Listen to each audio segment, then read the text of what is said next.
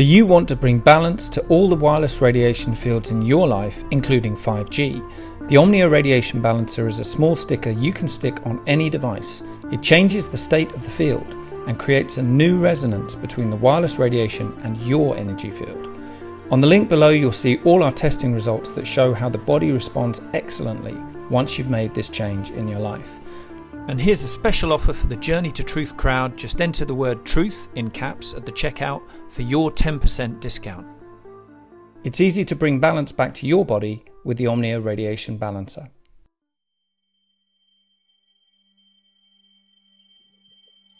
This is totally unreal that this happened like in 1942 on this planet.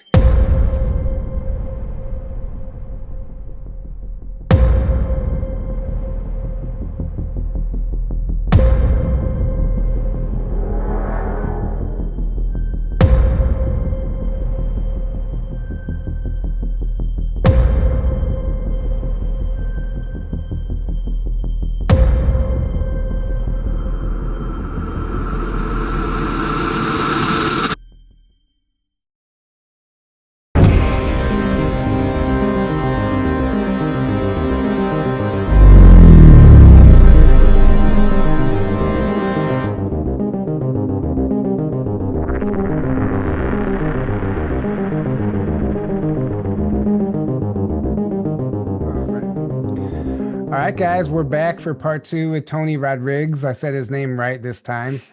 Thanks, sir. So if you listen to the first part, you know that's a lot to digest. It's absolutely mind-blowing stuff. And we still didn't even get through a quarter of his testimony. So we're going to jump back into that. We left off last, he was on Mars. He was telling us about the structures on Mars, what they looked like. They were very similar to a school, cafeteria, stuff like that.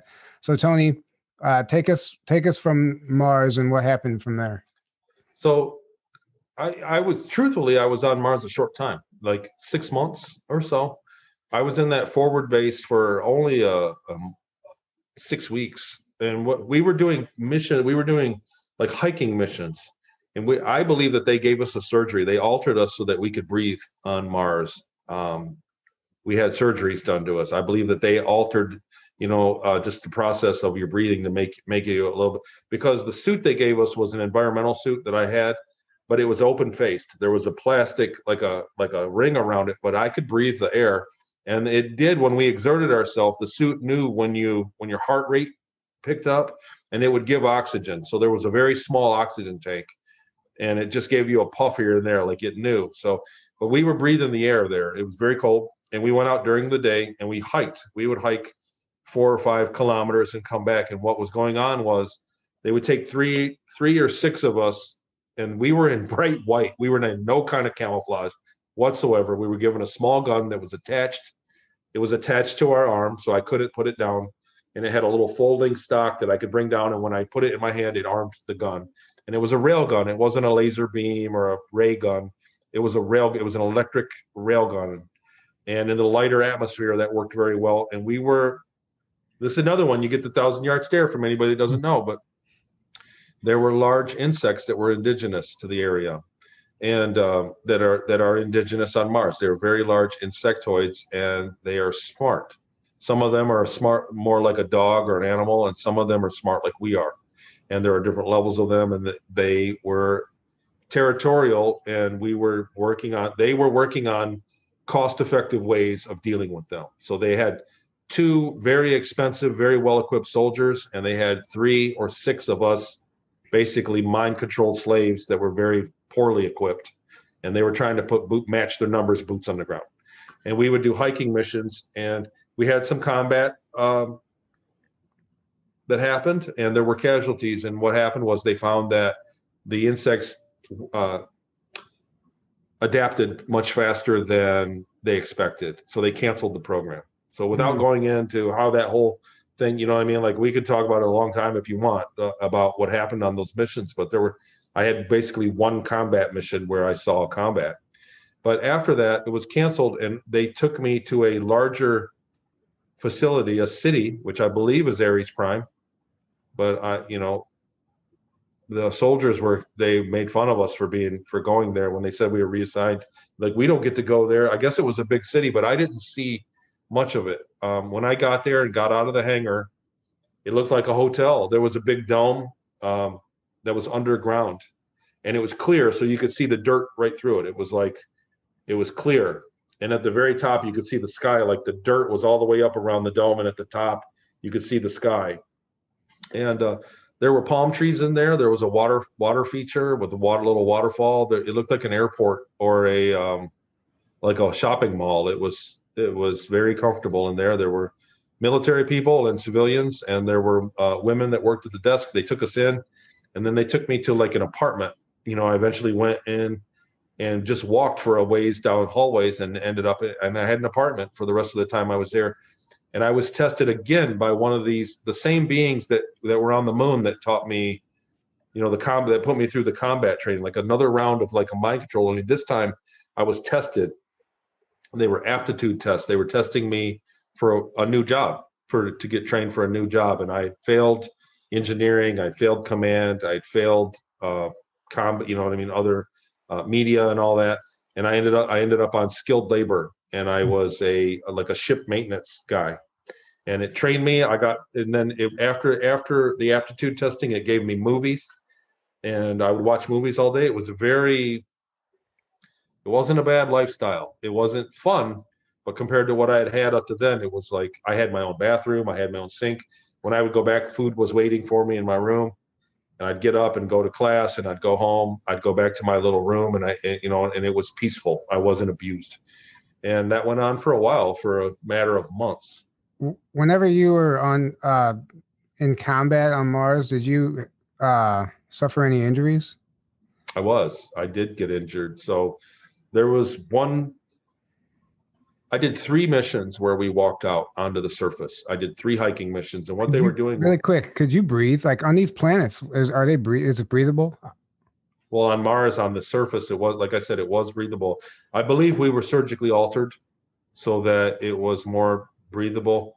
And the other thing is when we stepped out the door, because it's an underground facility, and the door opened up kind of out into a cave of a rock, and then it went out into, and it was, Mars is dusty, but it was rocky where I was. It was like very solid, and there every now and then there would be dunes, but when we stepped out, it was into lower gravity. You could feel the lower gravity, and it was actually hard to run. You couldn't run. You ended up doing a big, like a leap, like a hop. And but we hiked out. We would hike out and then hike back. And I guess the second mission, there was an engagement that we never even saw I didn't hear or see anything, but there was an engagement, and it was a success. When we came back, it was high fives. And they were very happy with us. The third mission, I guess, was more aggressive, and we were actually engaged in bad weather by by the bugs, and we were split up. There were 6 of us, and we had been split up, and they got us. They came up on us from behind, and there were a lot of them were like a smaller beetle-looking bug, a size of a small or a mid-sized dog, and they flew and kind of hopped and with their wings fluttering and could fly. And there were bigger spider-like bugs that just leaped as they went, and they got us from behind. And one of them came up from behind, and they took my arm right off. I lost an arm, and it held me down. And there was a mantid, and I have a really good art drawing of it from a talented artist I worked with. But there was a mantid, and there was an interaction, like it interacted with me and scanned me for what my purpose was. And going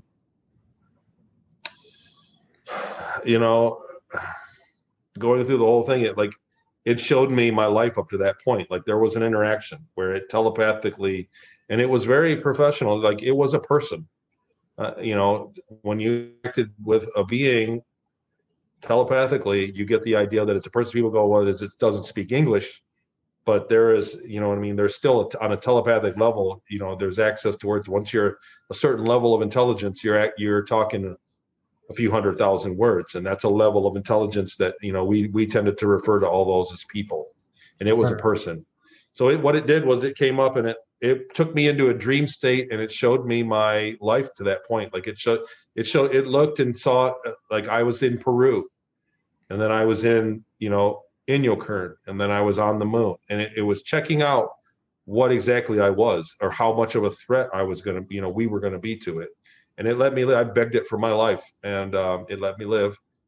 Another bug bit my foot off. We had auto tourniquets, and I put one on, and I crawled over. Two of the other guys were killed, and I grabbed one of their auto tourniquets and put it on, and two of the soldiers came and basically carried me back to the base. What's an auto tourniquet? It was, so the soldiers had them in their armor automatically. So if they lost a limb, the armor had several tourniquets through it. So if they lost a hand, the armor would tourniquet and stop them from bleeding. Okay. Here, if they lost an arm, there would be another tourniquet here.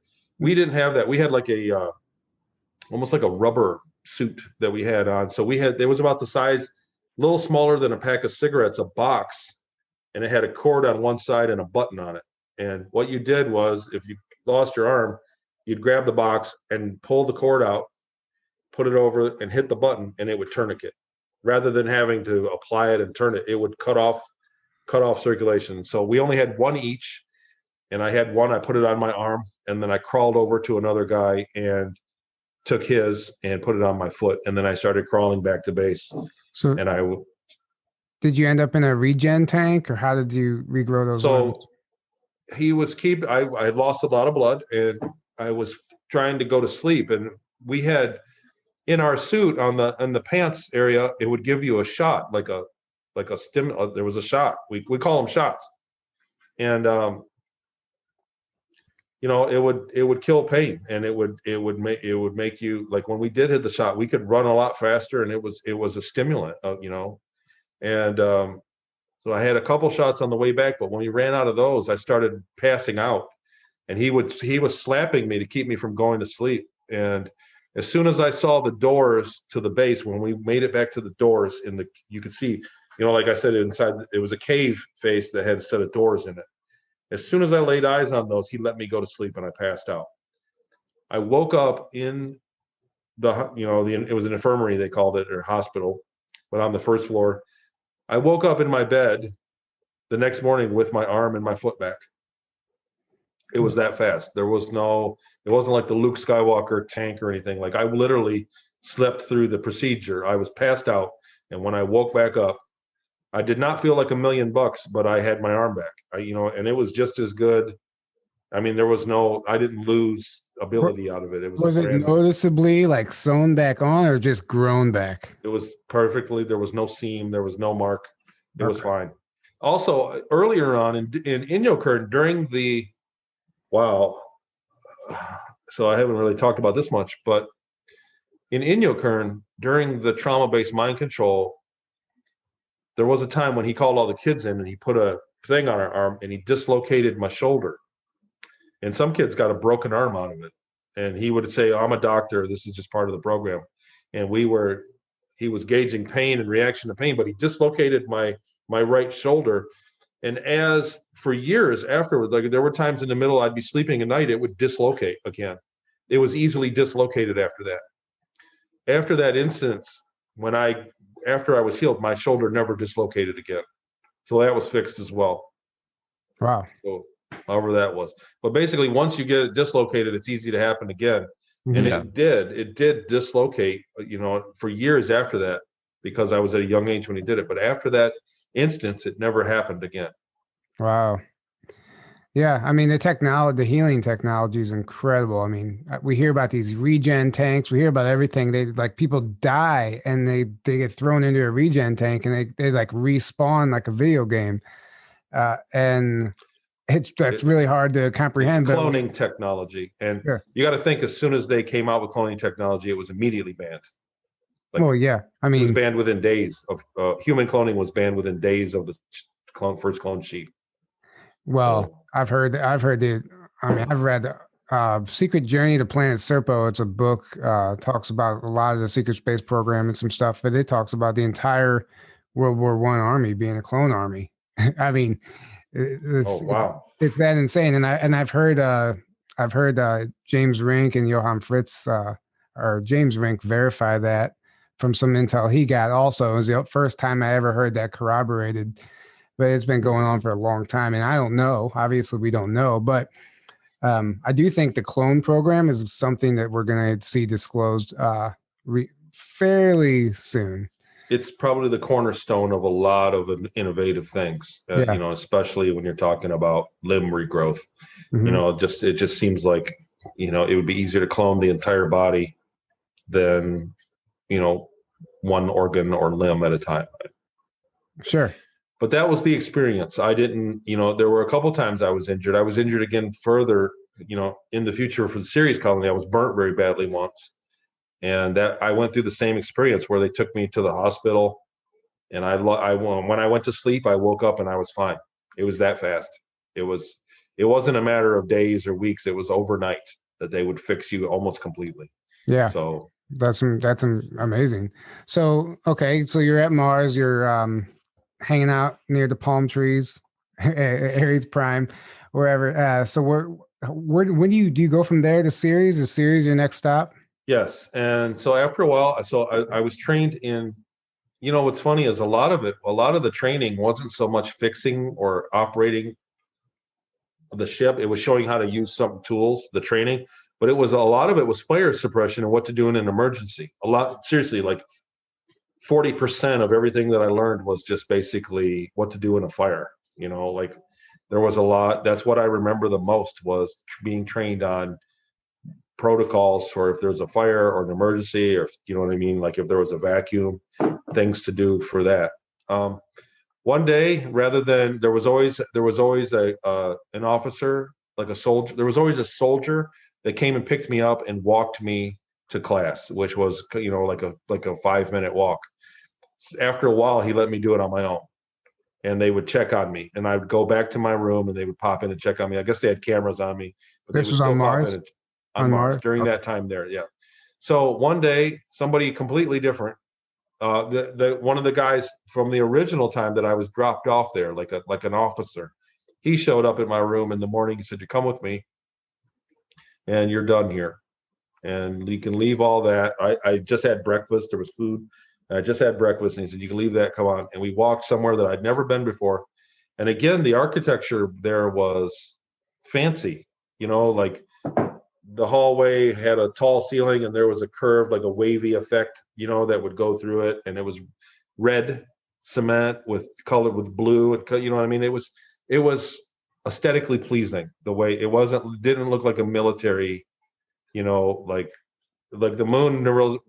The moon base when I was there wasn't much to look at. It was small hallways or concrete walls. That was it. It wasn't fancy at all. Everywhere in the Mars colony where I was, you know, made to be comfortable. Okay. So we walked for quite a ways, and we went around, and it was a full-on train station, and there were hundreds of people there waiting for a train. A big train came in, and we went in. He took care of my admission to it. We got in the train and sat down, and it had just like the roller coasters have the bar that clicks down over your lap. Yeah. It had that. There was a bar that clicked down, and it when they turned it on, it jumped up a little. You could feel it hop up, and it was levitating basically over the track, and it accelerated. Magma. Yeah. Accelerated. There was a poof. You know, I mean, like I don't know how else to say it. It wasn't like a flash of light, but it was the feeling of a poof, and where you kind of feel disoriented afterwards, like poof, and then a dizzy feeling. And it was immediately slowing down at that point. Right after that poof, you could feel it decelerating, and it stopped. And they said, over the intercom, they said, "Be sure to drink water. Your electrolytes, you're going to need water." And when we walked out, they had people there giving water out to people. They made sure to give us. We got like the little one. Some people had bottled water. They gave us just. We were military, so they gave us just those little triangle cups. You know, the water cooler cups. Sure, We had those splash of water. The cones. And it was just to redo something with your electrolytes. And I was on Ceres. That was the trip. That was the entire trip. It was a matter of minutes. And I looked, and they walked me right around the corner, right out from where the train dropped us off, and it was a huge hangar. and there were hundreds of people lined up, soldiers lined up, young boys and there was a disc that flew right over me. There was just like on your shirt, pretty much, a little smoother. It didn't have the rings like that one, but at the same time, it was a disc, and it slowly hovered right over us and went down the hall and down into another hangar. And you could feel when it went over, all my hair stood up like static electricity. You know what I mean? And it was, it wasn't quite silent, but it was silent. But you could feel the electricity from it, and it went right over us. And I was like totally in shock of what I was seeing, because I was not briefed that I was going anywhere else. I thought I was going to go somewhere else on Mars. I was not briefed that I was going, and this was, to use the term Nazi Germany isn't right. This was a German culture. They weren't Nazis. You know what I mean? Like I said, Penny one time said, you don't call them, they wouldn't be space Democrats. They call them space Nazis. Is like saying space Democrats. There's a different organization. This was that culture. So I call them Germans, but basically it was Ceres Colony Corp, which is a breakaway German group. Well, they were speaking German. It seems like Germans have a vast presence in space. I mean, because they were the first ones up there, and they have breakaway civilizations and absolutely colonies everywhere. Yeah. So I guess as the colonies have taken place in our solar system, that because our solar system isn't really that inhabited, that there's actually quite an infrastructure of other species in our solar system. And it's a very busy airspace, especially around Jupiter. That basically the area around Jupiter is one of the more frequented in our area of the galaxy. It's a very, very popular place. That anybody from the Earth that goes up there has to have a sponsor. And the Germans were the first ones to have a sponsor from the Draco, from the reptilians, that sponsored them and set them up with places to be and early trading for technologies. Kind of like, like a smaller country that has the United States sponsor them so that they have security. And it was the same way with the Germans. So the United States has a different arrangement up there, possibly underneath the Germans or alongside them with a different species altogether. The Solar Warden program has a different sponsor, but you really can't go far in the early time of space travel without an organized sponsor, someone to sponsor you up there. So the Germans were the first ones to be sponsored, and they're actually quite developed. Yeah, I mean, I can only imagine that. I mean, they have to. I mean, well, obviously, they're not letting us even. We don't even understand that we can develop this technology and leave. So, these groups that do get a chance to leave, they're not just going to be able to just freely roam about. Yeah, right. You're not going to fly and find a bunch of uninhabited planets out there. That pretty much everywhere has already been settled, within our vicinity of the galaxy. Well, it's pretty much all been inhabited. And that would mean that there's some sort of set of laws up there, right? That absolutely.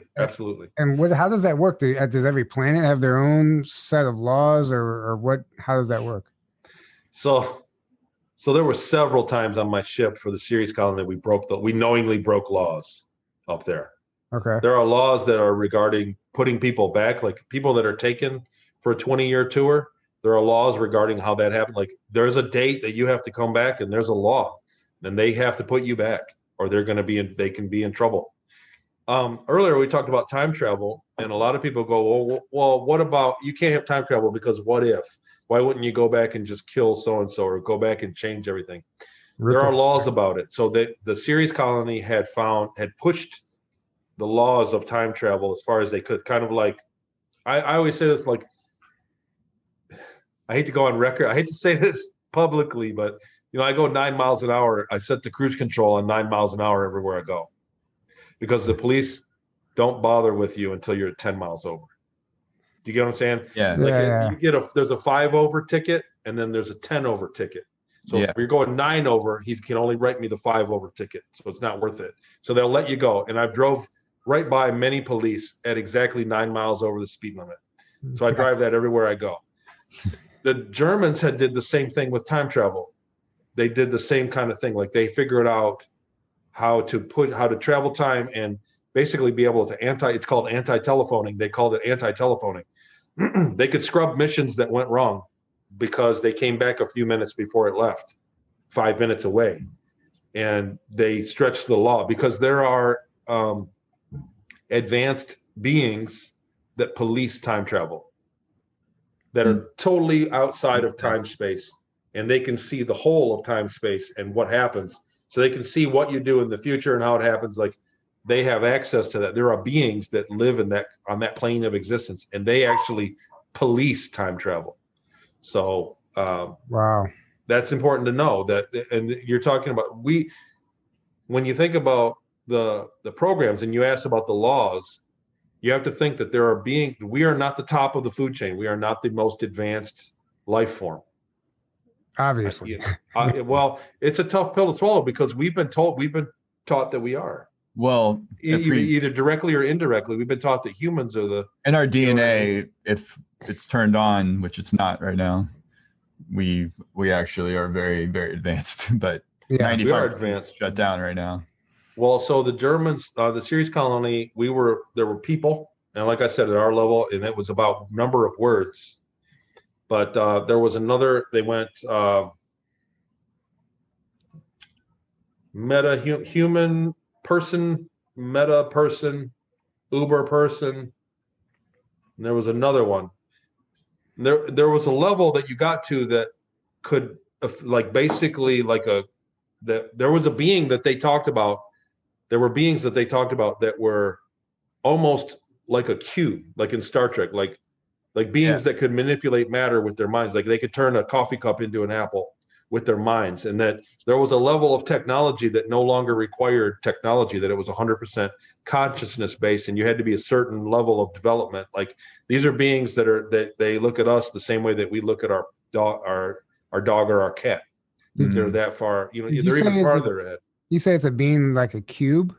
No, like a cube. I meant like in Star Trek. Okay. Like a being that. I just thought you said a cube. Okay. No. Beings that travel without a ship. They can just they can mentally go anywhere they want, or manipulate matter with their minds. And these beings they speak in millions of words. We have a few 100,000 words.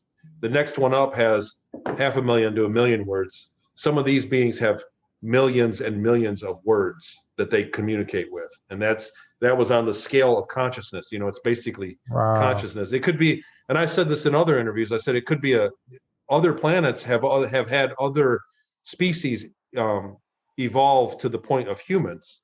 So they're not all just like us. There are some of them that look like a rat, or some of them that look like, a dog or whatever. One of the animals in the ecosystem takes the next evolutionary step and has 150,000, 200,000 words and is a person. And it could be anything. It could be a bucket of goo. It could be a bucket of goo. If it speaks 150,000 words, it's a person, because you can communicate with it and reason with it. And so that's the threshold that the Germans, they had a class of people, and they wanted to do business with the people with millions of words. Those were the ones that had the technology, the advances in technology that they wanted.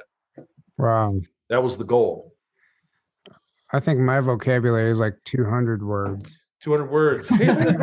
I tell you what, mine isn't that great. I've had a lot of people, even in the professional world, tell me that I speak a little too ghetto. Yeah. You know what I mean? Like, I'm from the hood. But it is what it is. I'd rather a few honest words than a million fake ones. Yes. And Amen. Operating from the heart. Yeah, exactly. Okay, so was Ceres where you got mugged, or was that somewhere else?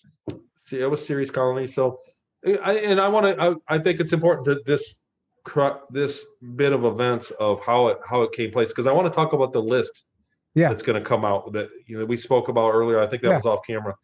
Yeah. When they decommissioned my first ship that I worked on for the Ceres Colony, it was an old submarine. It was old, and they decommissioned it. So then I got retrained for a new position. I went to a school, and this time on Ceres Colony, there wasn't the gray beings. They were people, and I went to a standard classroom. I went to a classroom just like we would, but it was a little bit more high tech. But I learned for a new position in a classroom, and I took classes. Went to a new ship and became a cargo engineer. And I was able to sit in on the mission briefings in the morning. So first thing in the morning, I did not go to my station. I went to the bridge, and there was a meeting room behind it, and I sat in on the mission reports because they needed to know how much space was available in the cargo bay. I provided a report of empty space and taken space. What was basically, I had 2 cargo bays that I was responsible for. So I did that in the mornings. And after the ship got up and running, so in the very beginning, they never really talked to me much. And the meeting happened in German, so I didn't understand it. They could flick a switch, and there was a translator, like an implant we had. There was a translator that all of a sudden I could understand what they were saying, and vice versa. So they would turn it off for most of the meeting, so we couldn't understand what was going on. After a few months, and they started getting paid, like when they started having missions that were successful, the crew, the Germans that were in charge, the captain and the Corvette captain, those guys, they were getting bonuses for when the mission panned out and when they did well. And they voted and decided to give everybody at the table some form of pay. And I started to get like $20 a week as a base pay. Like, if you think, I had about the same buying power as we have for about $20 a week. They were in franc, they called them francs. Wow. And there was also like a sharing, like once in a while when we did good, I would get a bonus. One time I got a $40 bonus, like an extra bonus. So with that came the ability. So I was free. I was basically a slave, but after I was off duty and I went back to the barracks, I was free to do what I want. I could come and go as I pleased, but it was like 4 kilometers to the next town of a walk. And it was a couple bucks to buy a ticket on the train. And I never had money. And I wasn't going to walk 8 kilometers round trip to go and be broke in a town. You get what I'm saying? So I never did that. But guys did. Guys from the barracks did that. So we're walking into town. Come with us. And I was like, go ahead. As I got paid, then all of a sudden they said, today's your payday. What are you going to do? And I mean, he's like, get a train ticket, pick somewhere and go and explore and stay out of trouble. And one of the officers said, make sure you go to the red light district. And I didn't know what that was, but he was like, make sure, he's like, find it out. He's like, here, he's like, I'm even going to show you on the map. He's like, make sure you go there. Like he said, make sure. He's like, I want to hear about it. He wanted to, you know what I mean? Like he was funning with me.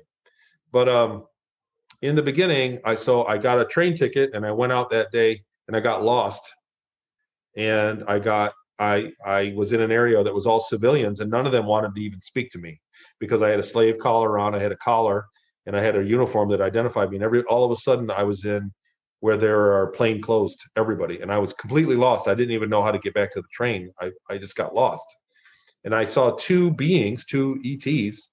One was like a feline-looking humanoid, and the other was like looked more like an aquatic thing, like a fish person. Yeah. An aquafarian. And how could you take me seriously, right? But that's what it was. They were both in like a baby blue uniform. It looked like a military uniform. So I thought they might help me out because they were military. The few people that I tried to speak to completely ignored me and said, go away, don't talk to me. Like I tried asking for help. So I walked up to them and they said, what do you, and they were probably in the same boat. They were in a bad situation themselves. And they immediately got kind of hostile with me and said, what are you even talking to me for? You're a slave. What are you doing here? Do you have any money? How are you even here? And I said, could you point me to where the train station is so I can go back to my base, please? And I said, yeah, I've got money. And I reached in my pocket, pulled it out, and they immediately basically beat me up and took it from me. And I don't want to get into like a lot of, I just want to say that when I went back to the mission briefing the following day, I had a black eye and they were going to take it away. They were going to say, no more, we shouldn't even look at him. Next day, he's going to get killed. We shouldn't even let these guys have money and let go out. So look at this, because it was a disaster. Yeah. And,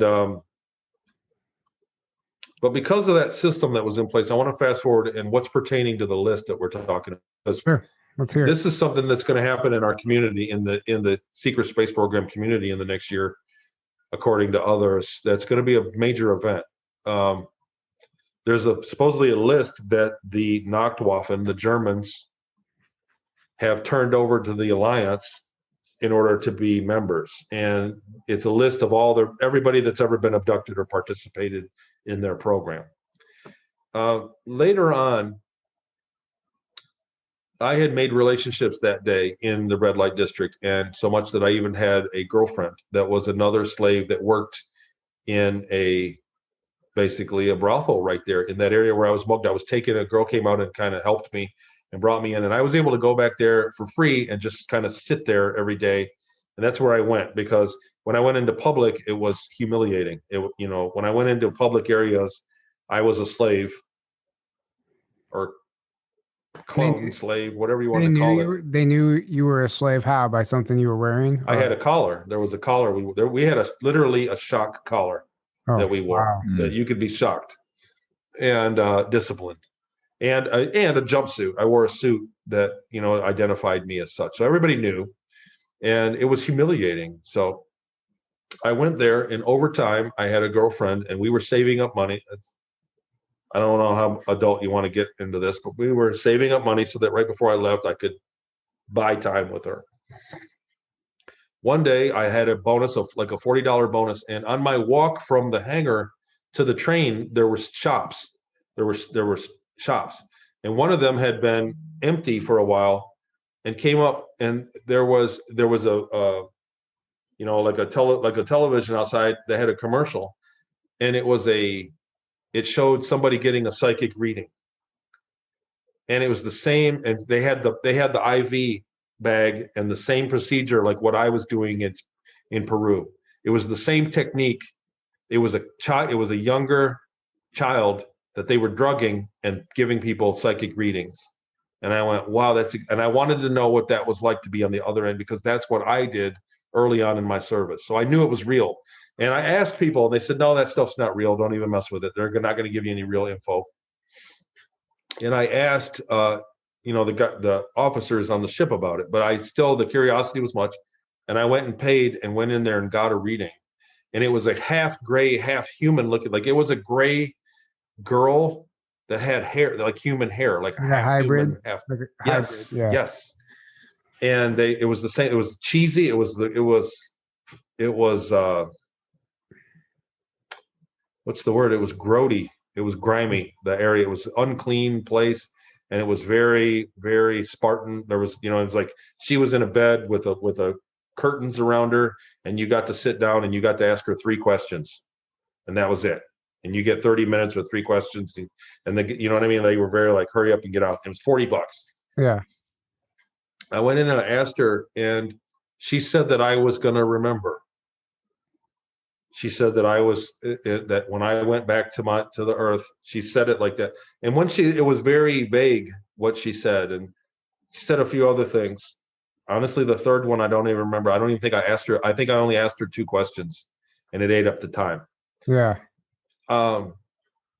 I asked her about my girlfriend, what would happen. And she said I would remember her. And that was the deal, that I was going to remember my time, and there was whatever. I don't want to get into that, but because of that, I went back and told my captain that, and I said so the next day at the mission briefing. I'm sitting at the table on the ship, and what'd you do? And there was a little time, a social time, when the meeting started. So what'd you guys do? And I said, I went and got that reading, and they all said, nonsense. You're not going to remember anything, because they're going to give you a lobotomy. They'll know, because there's a chronovisor device that they can see when they put you back. Yeah. They can tell your future, the probable future, and if you do remember, they'll reprogram you, and if that don't work, they'll give you a lobotomy. And one of the officers says, nonsense, you're never going to go back and remember, because they'll give you a lobotomy, you'll be crippled. I got along very good with my captain. I cover a lot of it in the book, but basically there was missions that came up in the future, and he deleted my record. He was the one that he deleted my record, and that's exactly what happened. Is at the very end, after my return, like when I went back to the moon at the end of my 20-year tour, they put me back in my 10-year-old body. Then they put me through the chronovisor to see what was going to happen. And they realized that I was going to remember, and they put me through another round of trauma-based mind control. And when that didn't work, there was a reptile that was walking me to surgery. They said, too bad, you're going to get a lobotomy. They were going to put me back in my bed that next morning, mentally crippled. They were going to just give me a lobotomy, and I would wake up the next day and forever be whatever, crippled. Yeah. When I got to the surgery center to get that, they said, there's no record of him. We can't perform surgery on somebody that's not in the system at all. We can't do that. Just put him back, because even if he does remember, it's not going to matter. There's no record of him. So, Wow. And the guy that was like my chaperone was a reptile. He was my chaperone. I spent the day with him basically, and he was bummed, like that I was going to get this treatment. He said, boy, is this your lucky day? Come on, let's get you back. And I went, and they put me back in my bed. I woke up the next day, back in 1982. I woke up. It was, you know what it was? It was the scene in Back to the Future. It was exactly like that. In Back to the Future, when Marty McFly woke up and everything was kind of right. When he woke up back in his bed, like after that whole thing, it was exactly that kind of feeling. Like I woke up and I looked in my room and I went, I'm back in my room. And I went, what? These are my toys. I went, you know what I mean? Like I was back to being a kid. Like I knew that I was gone. I had the experience of being gone for 20 years, but I didn't have the memories of it. I just had that feeling. Wow. Like the feeling, the disorientation of it.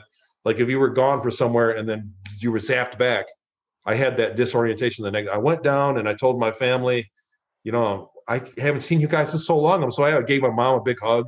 We sat and had breakfast, and I was just like lost, man. And I was different, months in the future. My dad even remarked, like, what, you changed? He said, I want my son back.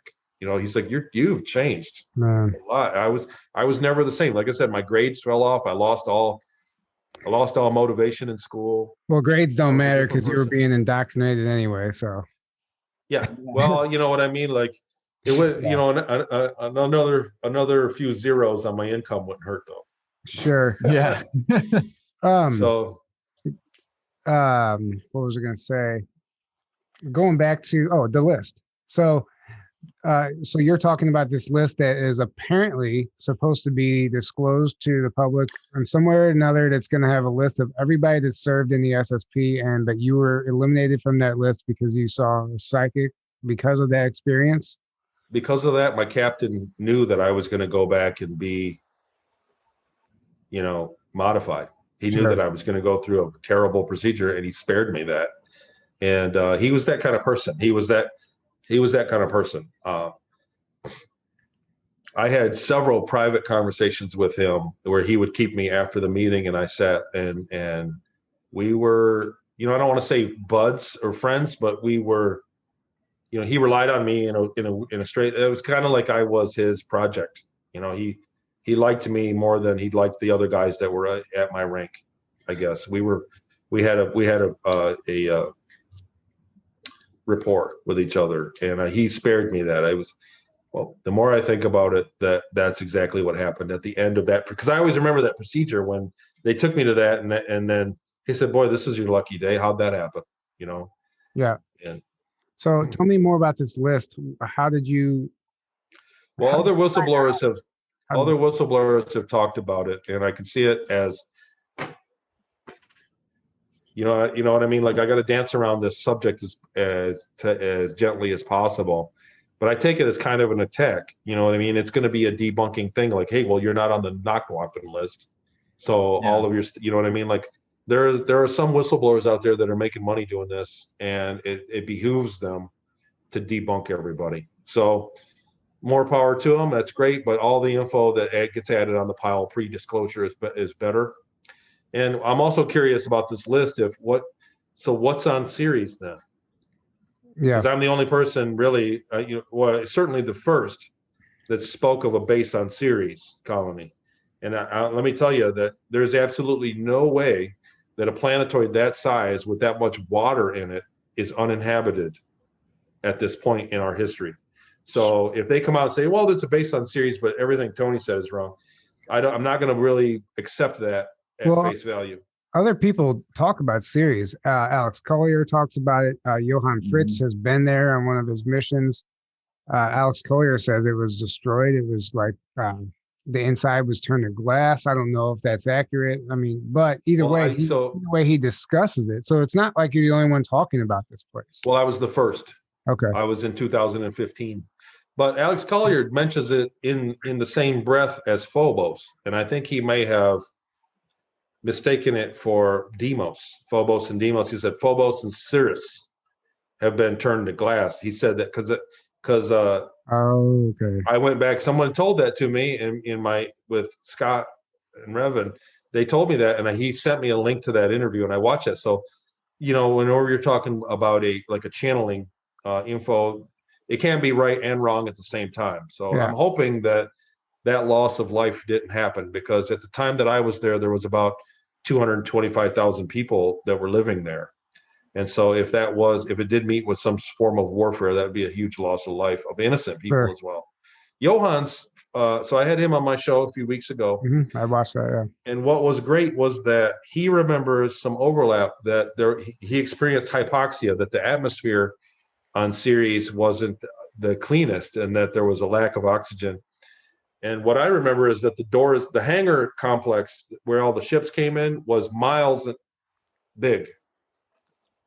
10, maybe 20 miles worth of network of hangar that had giant doors open to space on one end, like an airlock at one end. And what I remember that happened often, was that the doors wouldn't close all the way and would leak air out. And so that hangar complex that was, 10 miles big would leak air at one side. So they had pumps that would bring air in, but it didn't do it fast enough. Sometimes it was worse than others. So we had low oxygen in that area. And we would on purpose walk from the ship, instead of taking the train to go get to the trade window, which was basically the bank. Instead of taking the train, which it was like 2 kilometers, we would walk it. And then when we got through, there were revolving doors at the end. And when you walk through the door, you would get to the pure oxygen and take that first breath. And it was like a great feeling. It was, we did that just for that. It was like a neat, you know what I mean? We walked it. And it was a bit of exercise. It was something different, And So Johan recalls the air not being very breathable. And he had overlap. He said the same exact thing. And he was unaware that he was like, what? I said, no, it was the hangar area. He said, no, it was Ceres. But as I asked him more questions, I don't think he traveled very far throughout the colony. Like, he didn't go to a lot of other places. Sure. I asked him if he went to the red light district. I think he stayed near the hangar bay. Yeah. Yeah. I think that, I mean, I've heard through channeling, I've heard about this list also, and I was told that it was going to be intentionally incomplete. Well, here's the thing. We're talking about organizations like not only the Ceres Colony Corp or the Germans and not the Antarctic Germans, the actual alliance, everybody involved, the LOC, the Draco base on the moon, even here on Earth. We're talking about the most classified, most secretive organizations in the history of all of mankind. Mm-hmm. So if you expect a straight answer or a complete anything list out of them, it's, you know what I mean? I got land to sell you. Yeah. Because there's absolutely no way that I'm going to buy that they're going to, that, you know what I mean? Even if I was a bystander, if I was a fan of this info, there is absolutely no way that I would believe that they're going to release a complete list of everybody that was ever involved in every base and every ship and every location and whereabouts. But there's just absolutely no way that any organization would do that, let alone a military-based organization. Well, luckily for you, we're moving into the age of knowing. So skeptics will no longer be a thing once this awakening happens and people resonate. People know the truth. It's like direct knowing. So the people who listen to you, who are going through this, they know. You can feel it. Anybody who's any type of empath, or even mainstream people can understand that you're not lying just by reading your body language. So, sure. And you've done hundreds of interviews, or over 100 interviews now. Look, and I'm open, and I'm the first to say, like, for me, it's the experience of remembering something 35, 38 years ago. So there it's going to be, on that regard, just human error of inconsistency. And I get that. I'm also open to the fact there are people that suggested that they were fake memories implanted, that there are other things. Like, I don't have other symptoms in my day-to-day life. I don't have schizophrenia. I don't have any kind of mental problems. I'm not being treated. I'm not on any medication. I'm a normal guy. and I work a trade, and I have a life, you know? Sure. So, but if I was implanted with the information, it's a great deal of information. It's not a small, I didn't get implanted with one abduction experience or one or two things. I got implanted with correct information of the salt deposits on Ceres, also of locations in Seattle and Peru and California. I've also found documents facing that reclassified the buildings that I remember in Inyo Kern Air Base as special real estate, special designation, which freed them from local law enforcement. Yeah. So if you were the CIA and you were going to do a program like that, they would face that classification. I got paperwork about it. I got the documents. So if I was programmed, if somehow I'm wrong and not on this list or whatever, it also merits investigation. Do you if you get my point? Like, absolutely. Why would you do this to somebody, pluck somebody out, give them this memory, and let them go on about why would you bother? Because what is the effect of me coming forward and speaking? It's not a big effect. Well, I mean, yeah, I mean, you have to think that on some level, your higher self set this up for you to be the one to remember to come disclose this. And there's a group of everybody right now that is disclosing this information, and that's their mission. That's your mission. I am actually shocked there aren't a lot more of us. I feel that there should be more. And a lot of people that I speak to that are coming forward, they say things that I don't remember, that don't, you know what I'm saying? There's a lot of people that have a lot of info that has zero overlap. And that doesn't mean that I'm wrong and they're wrong. It just means that, you know what I mean, they were somewhere different than me. And it shows the versatility of these programs, that some of them are radically different than the others. Yeah. Yeah. I've heard, exactly. I think that I think there's only a small handful because of what's allowed to happen on this planet. And I think the collective can only handle so much also. I think it's really difficult for somebody that's only ever watched CNN and Netflix to tune into this and resonate, and you know, and until they see it on Netflix and CNN, they won't believe it.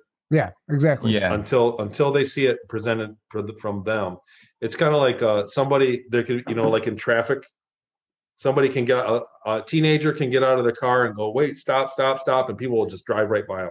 But if an adult stands there with a hat, with a uniform, they'll stop. They'll hit the brakes. Yeah. And it's just perceived authority. It's not actual authority. Exactly. Beautifully stated. That's a great analogy. Mm-hmm. Yeah. It really is.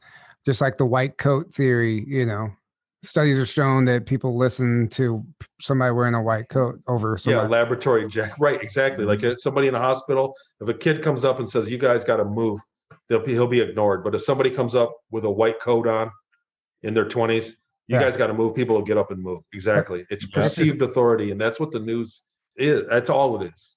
It's the same with all psychological manipulation. Is our whole mainstream society is. That's literally all it is. I watched a video where this guy put on a safety vest, a hard hat, and he was carrying a ladder, and he's trying to see how many places he can get into, and he got past security in the airport, carrying a ladder, wearing a hard hat and safety vest.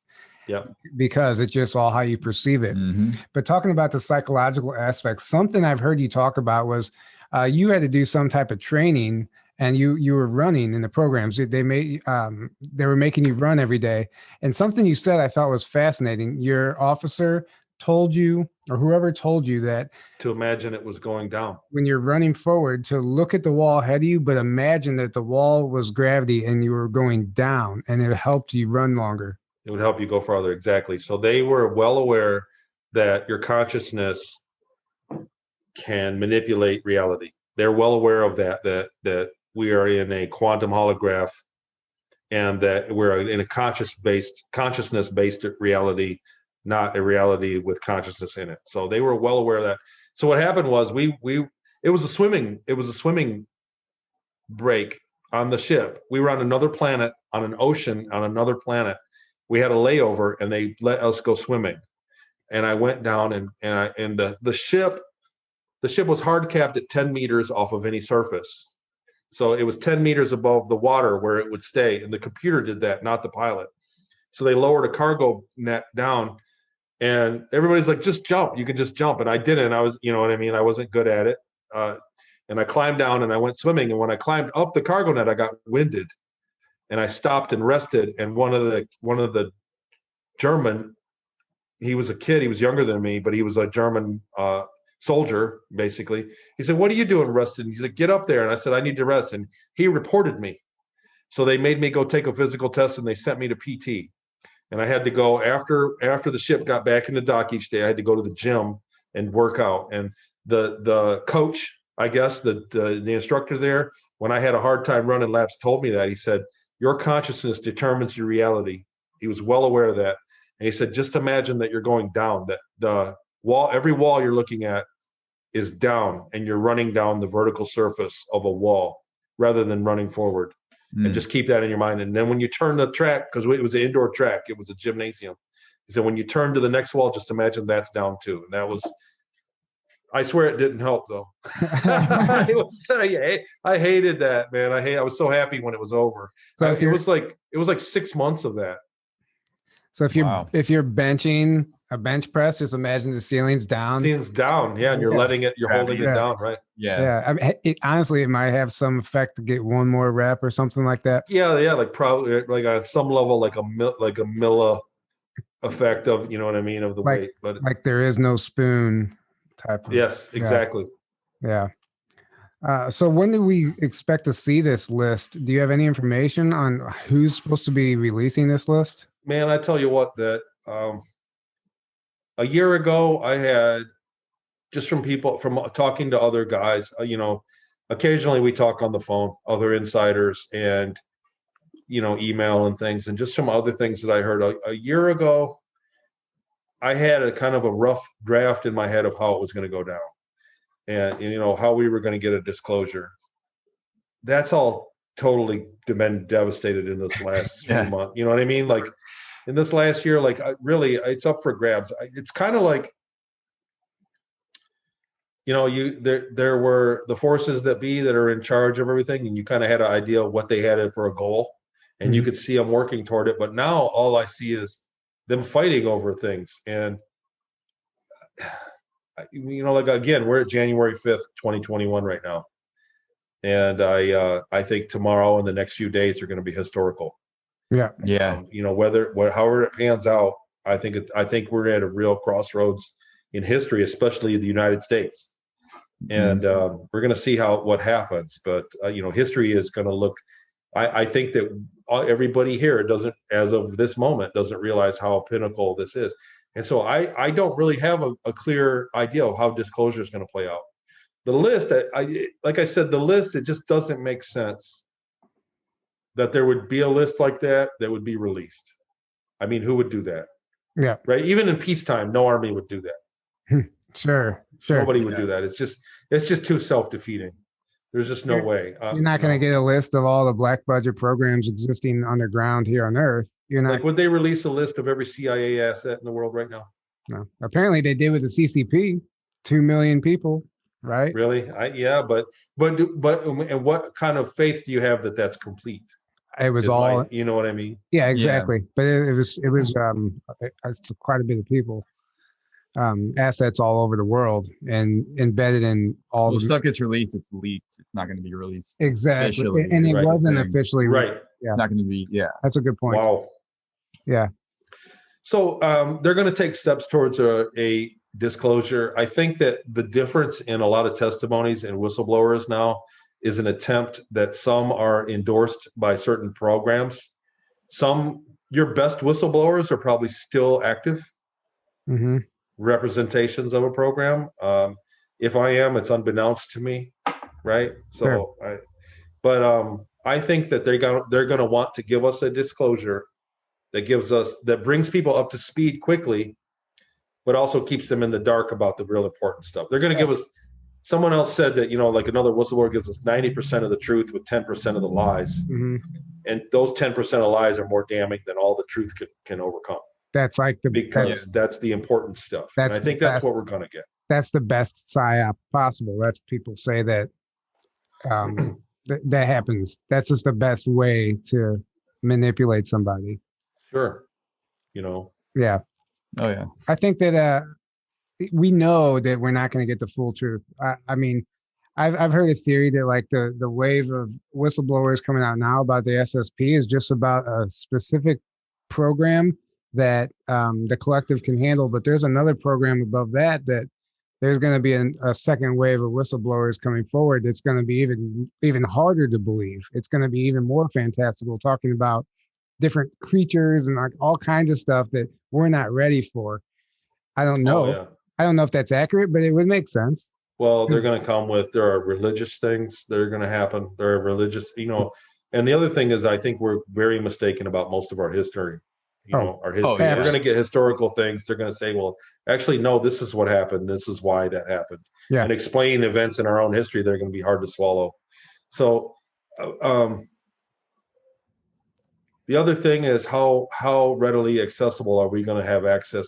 So on Ceres Colony, there was there was an internet. Mm-hmm. And on Mars, they have their own internet. And it has access to an interplanetary internet, like a database that's between many worlds. Sure. So if we get access to that, I'm sure it'll be censored, but it'll be enough to keep us occupied as a species for a generation. You know what I mean? A worth of advancement. So to me, that would be a huge thing for our lifetime to get full access. To that, but I don't think we will. Yeah. I think we'll get a beta version of, we'll get a tester version of that.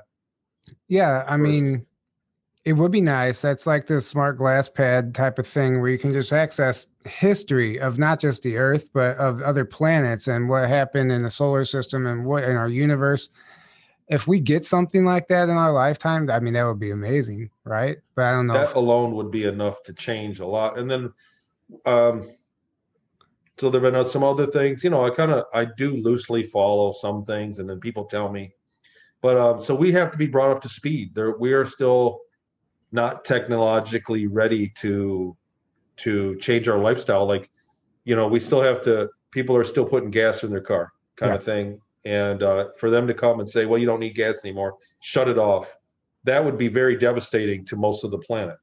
Do you get what I mean? Like, if we joined a galactic society and they said, okay, you don't need, quit with the gas, there would be such a lag of a period that many people would be harmed by that. Yeah. And so there's going to be some infrastructure changes. And I think that'll be our biggest clue on when we're going to get a disclosure, because there's going to be vast infrastructure changes quickly. Well, the first thing, the cabal has to be taken completely out of power, to me, is the first thing, because they're the ones that have been in control of the planet essentially for so long, and they've been suppressing everything. They have their agenda to kill off, the vast majority of the population and enslave the rest, and the transhumanist agenda and blah, blah, blah. It goes on and on. So that needs to stop. They need to be taken out, because that's where they're wanting this to go. So okay. So I gotta choose these words carefully. Okay. That's a big subject, right? So that's a big subject. It is. The cabal, like in a field of water buffalo, the tiger has the right to exist. So the cabal has the right to exist, for one. True.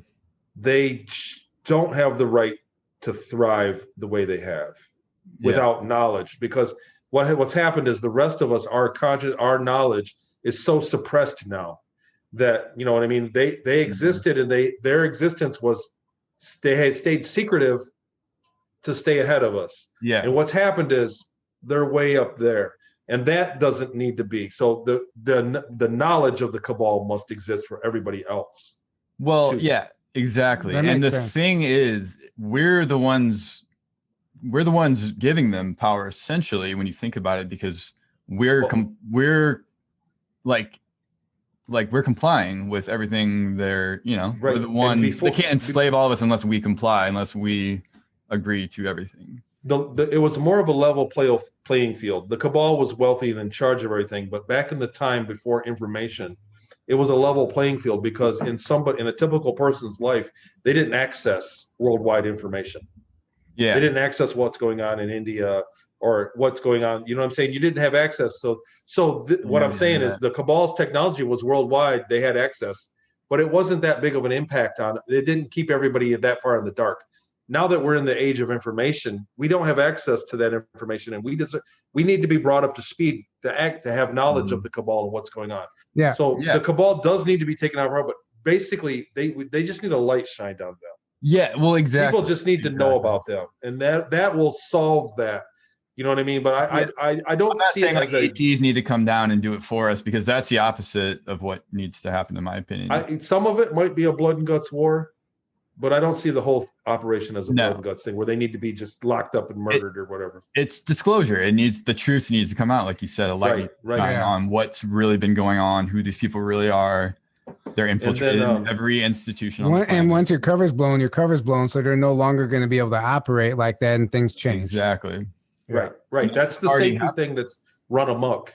Is that we haven't in the age of information, they're holding back too much information now, and that's the unnatural thing that's going on right now. Is that we should have access to more info. That we have clones holding back too much information. Yeah. It's true. I mean, and I don't want to sound like I'm some advocate for them. Obviously, they're horrible people, but like I said, it's much like, morally, it's much like we live in a forest. We don't live in a bureaucracy. We live in a forest. So the water buffalo exists and the tiger exists. Well, and that's what the cabal is, more like a predatory branch of humanity. They're predators. Well, and until the water buffalo gets smart and stop walking right into the Right. Well, I mean, there's another analogy we could draw, but I think that just the suppression of the cabal's existence is just, once that's gone, the rest of it will naturally kind of even out. But that your perspective on that is actually a good one, because so many of us have this hatred for the cabal and hatred for all these people that have been blackmailed, have been MK altered since they were born, have been cloned, they've been injected, they've been poisoned. They're not even who they're supposed to be. So they're growing up in these programs. They're manipulated. You know what I'm saying? So controlled. Okay. So wow. So I never thought I was going to say this, and I've been tearing up a lot lately. As much as you hate them, right? As what I suffered and lived through when I was in Seattle. Mm-hmm. Honestly, I had nothing but anger for that. Really, that was a very angry time. And years afterwards, I was still very angry. I wanted to go back there with guns. And you know what I'm saying? Like, I was very angry. As much as you look at that and say, I hate those people, they're terrible people. I can look at people in my day-to-day life and feel the same hatred. I can road rage on people that do people wrong. I see it around me in my life. Every day, people treat people like shit. Mm-hmm. Every day, I see people that are horrible to others. And they're not evil. They're not cabal. They're not child-eating pedophiles. But they don't have that feeling of respect that, you know what I'm saying? Like, they don't have that morality. Like, I can easily point the finger at the cabal and point 3 or 4 back at me. Do you get what I'm saying? Like, like, it's easy to judge them and say that. And I'm like, again, I'm not a pro. Why it's about us. It's about. I'm not a pro Satanist. I'm not a pro person. No. I don't think that they get a pass. But what I'm saying is that we're not perfect either. Like, it's the whole situation needs to get it. People across the board need to be a little bit more aware that we're all basically one big entity, and that when you hurt somebody else, you're hurting yourself. It's ultimately, exactly, you nailed it. And it's ultimately about raising our frequency and operating from a space of love. And service to others, rather than the cabal, who's service to self-oriented. Without even touching on a racial version of it, which there's racism in basically every direction. I'm not going to call anybody racist, but I'm saying it's a natural thing. Like, around the world, like, there are people in Japan that hate other Japanese because of a different culture, for whatever. There's an excuse to feel better about yourself. Yeah. But even among that, people are economically, bigoted. So people say, you know what I mean? I'm better than them because I make way more money. We make more money than them. And that's all ego. Those are garbage. And the fact is, we all are made out of the same. We all have the same kind of spark of consciousness within us, and it's the same thing. You know what I mean? So you deserve the same way that a bug deserves to not be squashed and taken and escorted out to somewhere that it can live. Everybody needs to be treated with a layer of respect that's not going on in the world. Yeah. And that's believe me, that's going to change. Because Mm-hmm. how are we going to interact? So if we have that kind of disparity between somebody that makes one less zero a year, imagine what you're going to feel to a ET that can fly up in a craft. Mm-hmm. You get what I'm saying? Like, Sure. how are you going to feel against a walking rat or a gray that walks up on you and can speak to you telepathically? Like, are you going to feel equally, are you going to feel like suddenly you're impoverished and lose your self-respect and dignity? Or you get what I mean? Like, we need to start worshiping the ET. Yes. Are you going to fall to your knees and worship that? Right. Yeah. Just because he's fortunate. When I was a young man, I thought that rich people were somehow noble.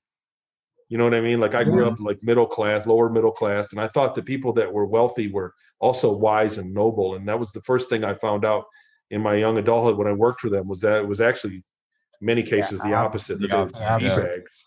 Well, and so it's the same with ETs. Yeah. As we get ETs that come down that we're going to learn that they're people just like us. Some of them grew up and had a really good upbringing and are good people, and some had it damaged. You know what I mean? Like, it's across the board. And I mean, it's the same with the cabal. These are damaged people. Mm-hmm. These are people that are very damaged. Wow, man! I didn't want to talk about any of that stuff. So. Well, you get it, and then you get into the different like densities, and that's a whole nother topic. Of there's higher dimensional beings that are just.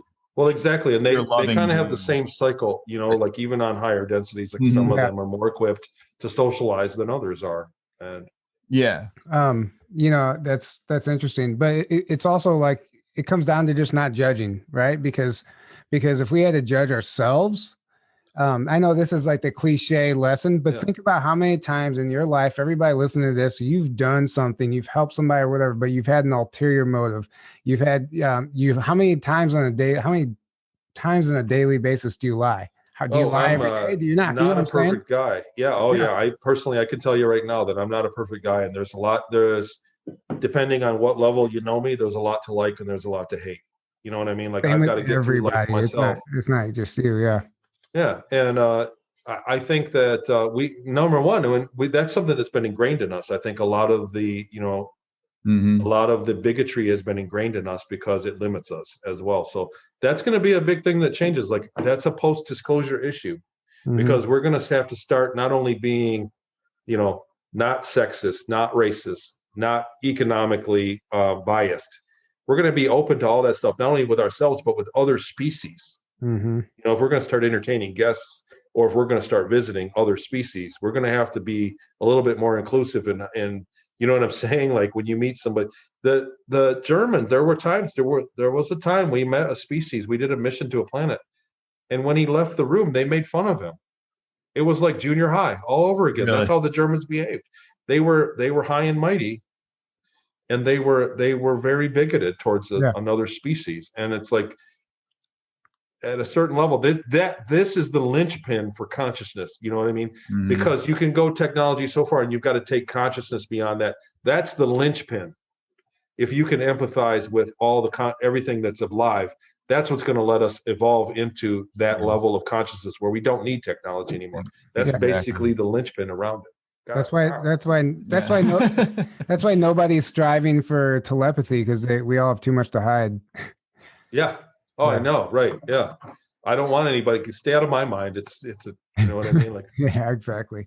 Well, Tony, this has been incredible. Thank you so much for spending time with us and sharing everything with us. That was great. I didn't think it was going to get that deep, man, but I'm glad you guys are great. I can't wait to meet you guys down in Florida. Yeah. Same. Speaking of, the Starseed Adventure Conference, guys, in Cocoa Beach, Florida, March 12th.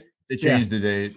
I can't remember what it is. March 12th or something. Sure. Anyway, 12th to 15th. There's only, I don't know how many tickets we'll have the info. I don't know how many tickets have been sold, but there's only 200 available. So it's a very small conference. Intimate. The link will be below in the description. Go check that out. And if you feel compelled, get a ticket. Come hang out with us.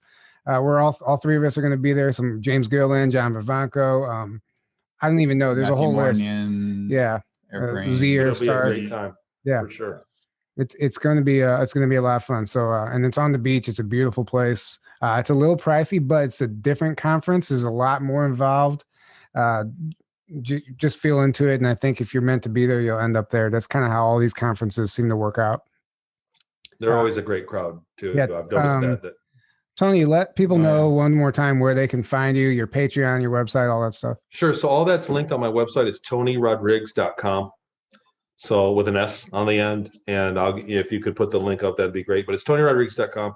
I was never going to do that. I want to say this right now. I was never going to monetize anything. I didn't want to come forward for money or anything like that whatsoever. Honestly, I didn't want to do this many talks. But what's happened is I'm just answering what people have asked me. You know, I didn't want to do a book, so I'm doing a book. But I'm excited about the book. I get asked for it all the time, and people. I got to the, you know, I work a 9 to 5. I got an hour commute.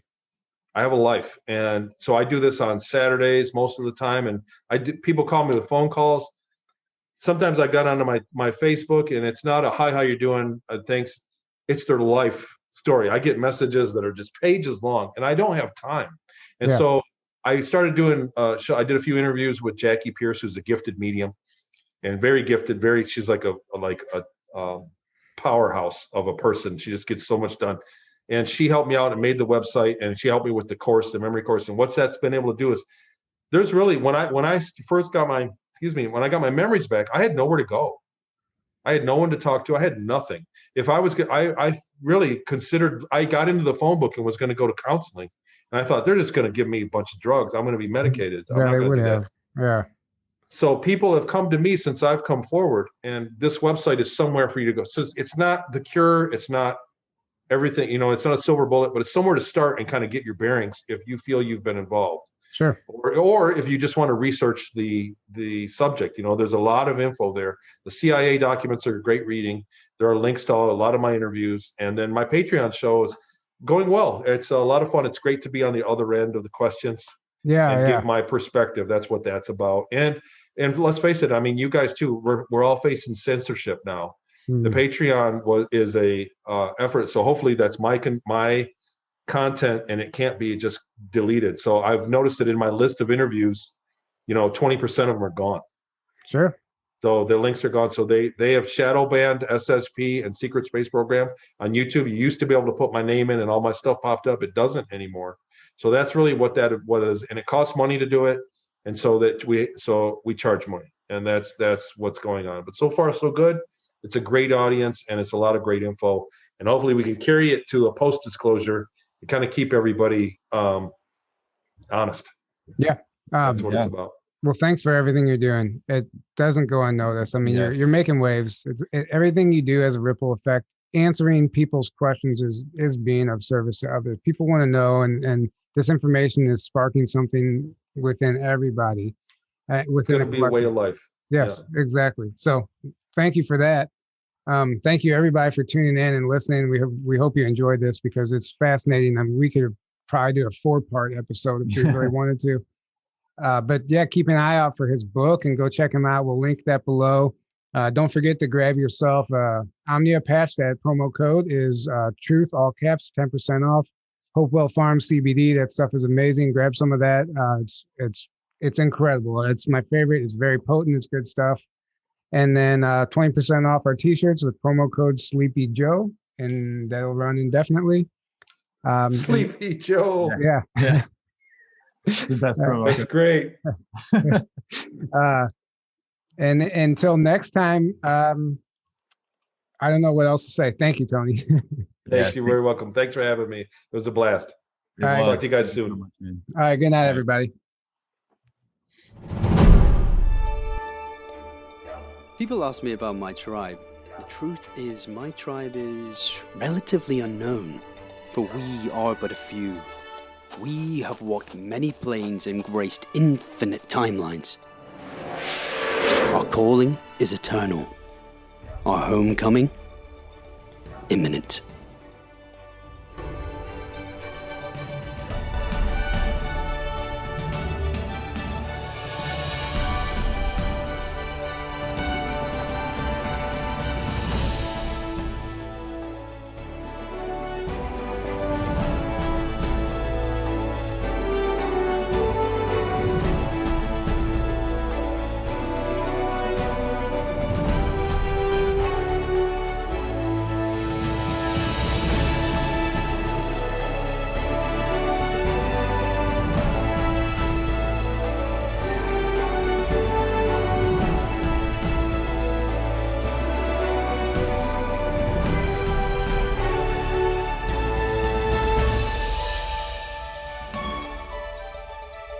We, the paradigm shifters.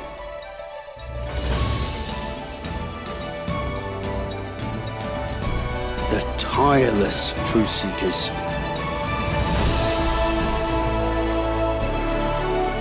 The mighty light warriors. Earth's grid explorers. The curious crop circlers. Mystical stargazers. The great one-liners. The astral travelers.